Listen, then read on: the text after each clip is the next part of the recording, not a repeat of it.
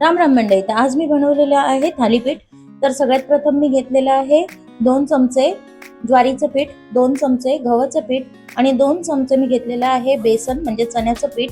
त्याच्यामध्ये टाकलेलं आहे लाल तिखट, काश्मीरी लाल मिरची टाकलेली आहे आणि त्याच्यामध्ये हळद टाकलं आहे आणि मग गरम मसाला टाकला आहे 1 चमचा छोटासा एकदम.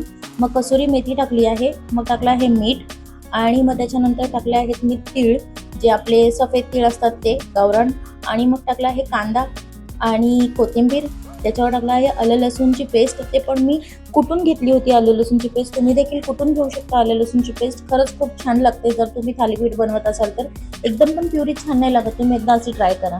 आणि तेल लावून व्यवस्थित मी पीठ मळून घेतलेलं आहे आणि छानपैकी त्याची आता आपल्याला 5 ते 10 मिनिटं रेस्ट करून ठेवायचं आहे. आणि रेस्ट केल्यानंतर ते व्यवस्थित थोडंसं पिठामध्ये एक्स्ट्रा टाकून व्यवस्थित गाळून व्यवस्थित जे आहे ते लाटून घ्यायचं आहे. आणि लाटल्यानंतर व्यवस्थित जास्त तेल घालून आपल्याला ते फ्राय सारखं थोडंसं, चपातीला जेवढं तेल लागतं त्याच्यापेक्षा थोडं जास्त तेल आपल्याला थालीपीठाला लागतं, थोडं क्रिस्पी बनण्यासाठी. माझ्या मुलांना खूप घाई झाली होती, त्याच्यामुळे मला आज थालीपीठच बनवावं लागलं. थालीपीठ हा एकमेव ऑप्शन आहे जो डब्यासाठी तुम्ही खूप इन्स्टंट बनवू शकता, खूप लवकर बनवू शकता. मी थालीपीठ झाल्या माझ्या मुलांना थोडंसं खाऊ घातलं तर तो म्हणला, मग मी चकली सारखंच लागतंय थालीपीठ, खूपच छान झाले म्हणे, तर डब्याला दे म्हणे. आणि म्हणलं मग त्याच्यासोबत काय देऊ, तो म्हणला दही दे, नाही तर मग एक काम कर म्हणलं सॉसच दे.